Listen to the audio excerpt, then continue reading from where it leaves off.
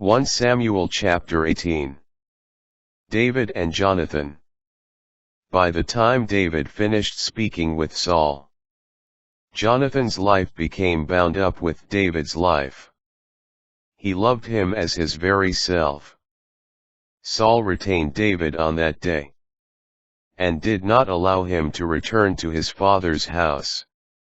Jonathan and David made a covenant, because Jonathan loved him as his very self. Jonathan took off the cloak he was wearing and handed it over to David, along with his military dress, even his sword, bow, and belt. David then carried out successfully every mission on which Saul sent him. So Saul put him in charge of his soldiers. This met with the approval of the whole army, even Saul's officers. Saul's jealousy. At the approach of Saul and David. On David's return after striking down the Philistine, women came out from all the cities of Israel to meet Saul the king, singing and dancing, with tambourines, joyful songs, and stringed instruments. The women played and sang. Saul has slain his thousands, David his tens of thousands. Saul was very angry and resentful of the song, for he thought, they give David tens of thousands, but only thousands to me. All that remains for him is the kingship.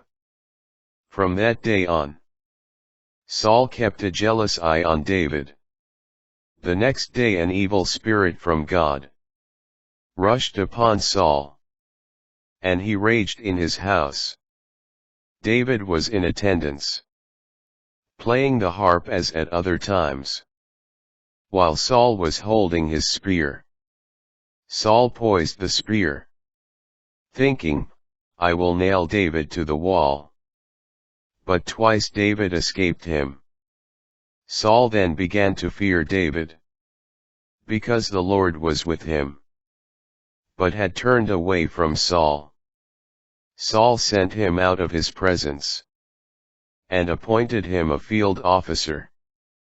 So David led the people on their military expeditions, and prospered in all his ways, for the Lord was with him. Seeing how he prospered, Saul feared David.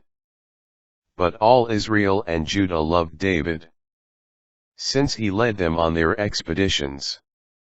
Saul plots against David.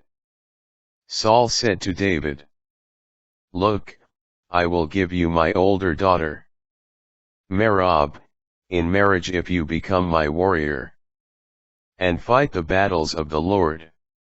Saul thought, I will not lay a hand on him. Let the hand of the Philistines strike him. But David answered Saul, Who am I? And who are my kindred, or my father's clan in Israel, that I should become the king's son-in-law? But when the time came for Saul's daughter Merab to be given to David, she was given as wife to Adriel, the Meholathite instead. Now Saul's daughter Michal loved David. When this was reported to Saul, he was pleased. He thought, I will offer her to him as a trap, so that the hand of the Philistines may strike him. So for the second time Saul said to David, You shall become my son-in-law today.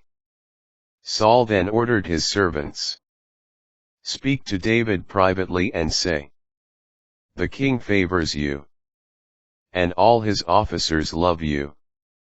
You should become son-in-law to the king.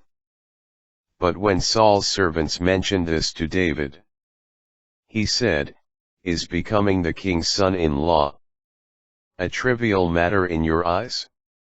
I am poor and insignificant. When his servants reported David's answer to him, Saul commanded them, Say this to David, The king desires no other price for the bride than the foreskins of 100 Philistines, that he may thus take vengeance on his enemies. Saul intended to have David fall into the hands of the Philistines. When the servants reported this offer to David, he was pleased with the prospect of becoming the king's son-in-law.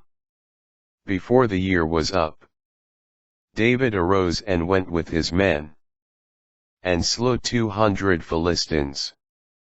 He brought back their foreskins, and counted them out before the king, that he might become the king's son-in-law. So Saul gave him his daughter Michal as wife. Then Saul realized that the Lord was with David, and that his own daughter Michal loved David. So Saul feared David all the more and was his enemy ever after. The Philistine chiefs continued to make forays, but each time they took the field, David was more successful against them than any of Saul's other officers, and his name was held in great esteem.